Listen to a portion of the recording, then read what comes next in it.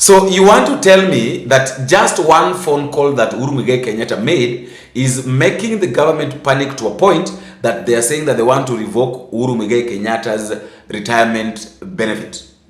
The retired president makes one phone call and the government screams the whole weekend. What kind of people are these? And you know, we are reading now the Kenya National Bureau of Statistics, a public sector government agency, has told us clearly with data and statistics that 2/3 of the stories they have been telling us are just blatant lies. On a weekend when senior members of your party are announcing that they will not defend their seats on your party's ticket, when it is clearly displayed to the world that you are a sinking ship, would you be spending your time insulting your predecessors? It's amazing.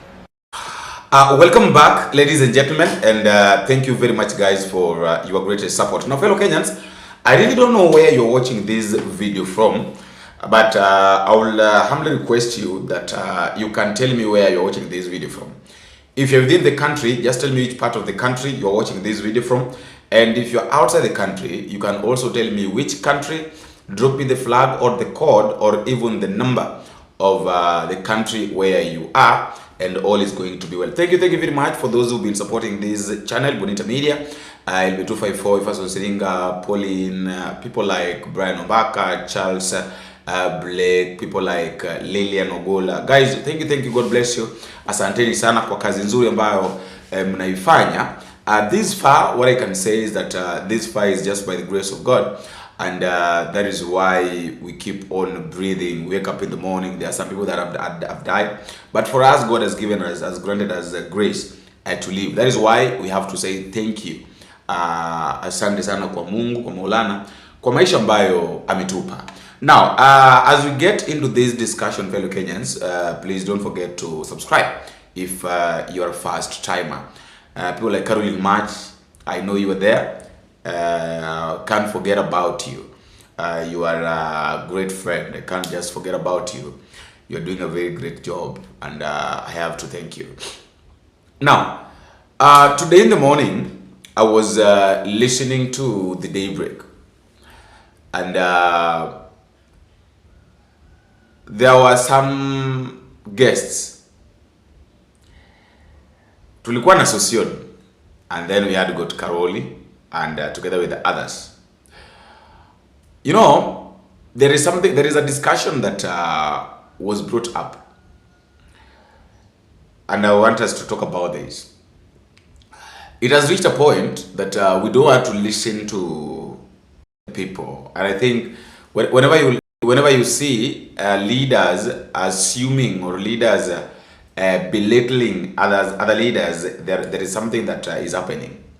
Because tell me why Cheryl Gay will wake up in the morning and say that Uhuru Muigai Kenyatta's retirement benefit should be revoked.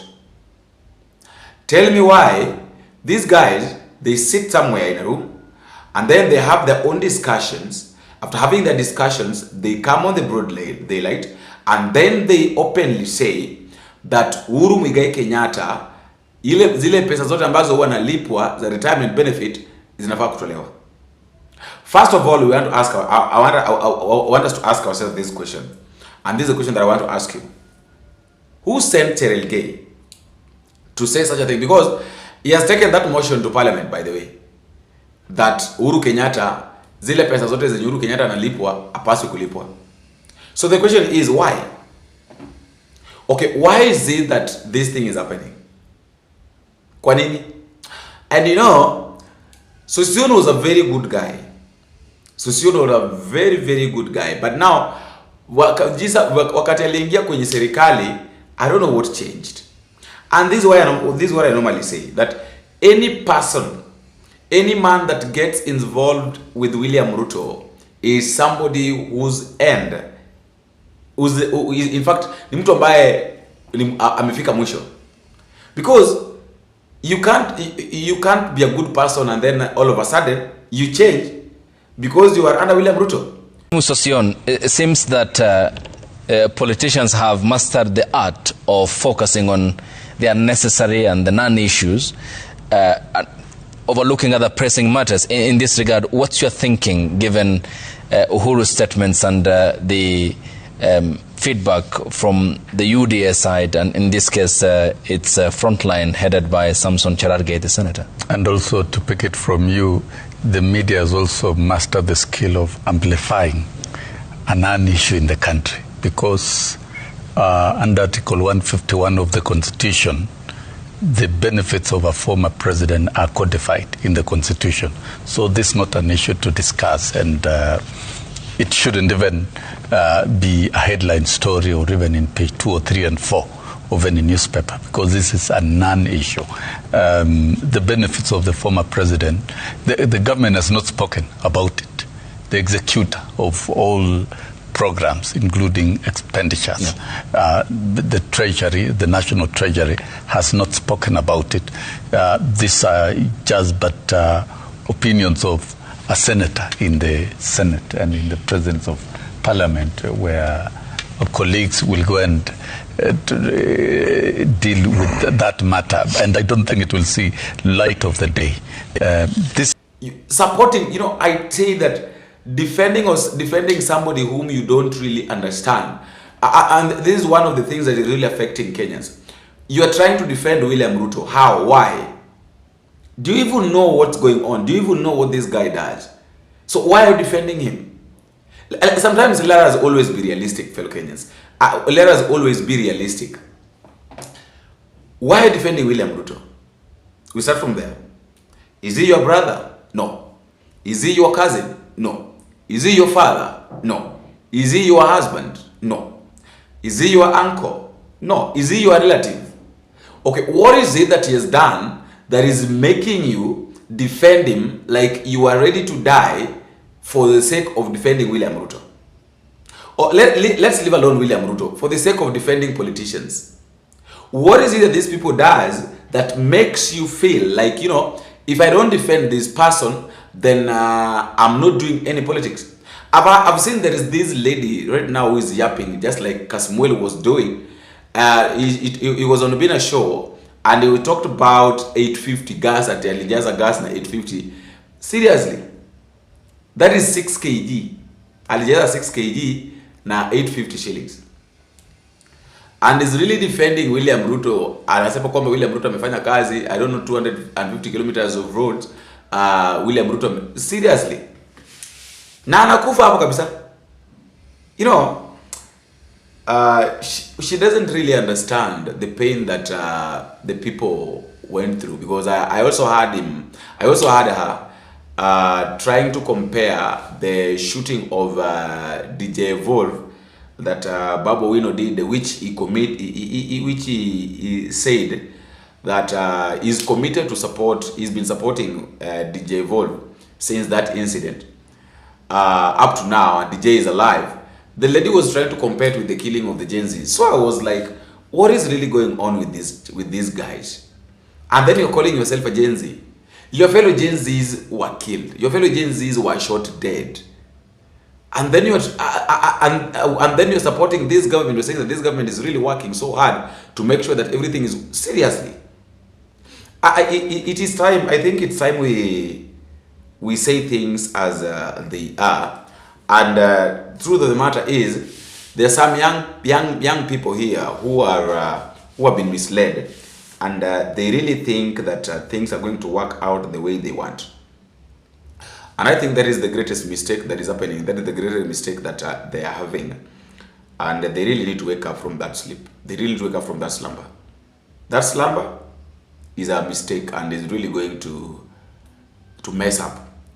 So I want you to listen to CAROLI together with SOSSION, the way they are arguing concerning Uhuru Kenyatta's. I've told you that these guys, sijui ni kwa nini William Ruto ameamua kabisa kwamba anataka kudeal na Uhuru Kenyatta. Coming to you, Honorable CAROLI, there is a debate on the freedom of what the president can exercise. What's your view on this, given that by right the head of state still maintains that right to freely speak about an associate politically? Thank you very much. I think on this one I will speak as the Secretary General of Azimio la Umoja. where retired President Uhuru Kenyatta is actually the chairman of the council. As Azimio, we find Honorable Cherargai's motion misplaced, unconstitutional, and a futile attempt to gag the political rights and freedoms of a retired president. There's nothing in our constitution that says a retired president or a politician or any other public officer loses the right to participate in the political activities of their country in retirement, and in exchange they are paid retirement benefits. There's absolutely nothing. This was tried against the late Raila Amolo Odinga. At some point they refused to release money to his office, asking that he was receiving pension as a former prime minister and he should cease politics.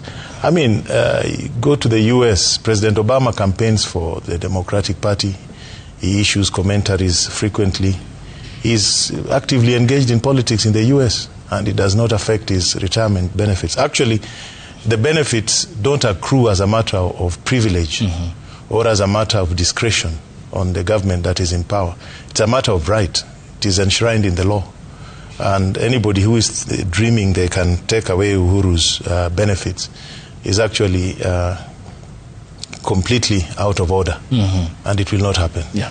And Honorable Bureau of Statistics is a principal agent of government that collects, collates, compiles, distributes and disseminates economic data. And it is a government agency. And it gets the information from other government agencies. So if the government can have a dispute with its own agency on numbers, then either the government is lying or the government does not want to face reality. Even yesterday, the CS for Education was disputing numbers given by Kenya National Examination Council on transition. And they are the ones who set exams. They know how many people sat their exams. You know, so I'm getting very worried about this government. But look at what happened. I mean, Kenya is no longer attractive as an investment destination. You know, people talk about the Kenya pipeline flotation. The reality, it was undersubscribed by all the segments. And it was only NSSF and Uganda that stepped in to save the transaction. Why didn't the other majors invest? Why were the employees and the others? NAC, there's a lot of exits from the NAC, and a lot of multinationals are exiting Kenya. Even if you look at the Kenya National Bureau of Statistics, the job creation by the private sector is very nominal. Over a 5-year period, the growth rate has been about 2.5%. So there's a problem. There's a problem, we can't deny it. Just one phone call. I've had Matiang'i asking. Yani simu moja tu ambayo jamaa alipiga, just one phone call is making the government panic because of William Ruto, because of Uhuru Kenyatta. So why is the government panicking? We start from there. Why is the government panicking? Just one phone call that Uhuru Kenyatta made, just one phone call is making the government now to shake the whole week. Seriously. What is going on with these people? That is the question that I'm asking. What is really going on with these people right now? Because at the end of the day, we all must accept that there are a lot of issues that really need to be solved in this country, and they can only be solved if we have sober-minded people. Coming to you, it seems there is a dichotomy between a right and a privilege in this context of Cherargei now wanting to withhold or withdraw the benefits Uhuru Kenyatta is drawing as a former head of state. Yes, you know, in this country, the more things change, the more they remain the same. It's been the same for a long time. There were attempts to do the same to Raila, to Kalonzo. I remember even they tried to do the same thing for Mouthy when he was vice president. Even Moi. Even Moi. So it's politics, really. And in politics, you throw in everything you have. But what represents a right is that, as you say, it's something that is in law. And so if the members of parliament have the numbers to change that law, then it becomes that, you know, that right can then be removed. The question is, however, I think in my view, really, it's not necessary, especially for somebody like Uhuru. That's not a right that he really would miss, even if you take it away. But I think it would not be appropriate from the, you know, from the democratic perspectives, you know, of the freedom to comment and speak and as president. But I think by and large the issue of how far a former leader can go in terms of undermining, you know, a sitting president, I think that can be a very good debate. And, you know, that it may not be seem to be responsible. It may not be seen by some to be a very statesmanship. But in terms of removing that right, if they do it legally, then it's valid. But otherwise, I think it's really not something very significant that should take the time of the members of parliament, particularly for somebody like Uhuru who doesn't need all of it. Yeah, and it can't just be solved like that. Nothing can just be solved like that. No, there are a lot of issues that need to be discussed. So let me know what you think at the comment section, fellow Kenyans, and you can also subscribe. Please don't forget to click the subscribe and also click the notification bell. Let's meet in the next video if it is possible.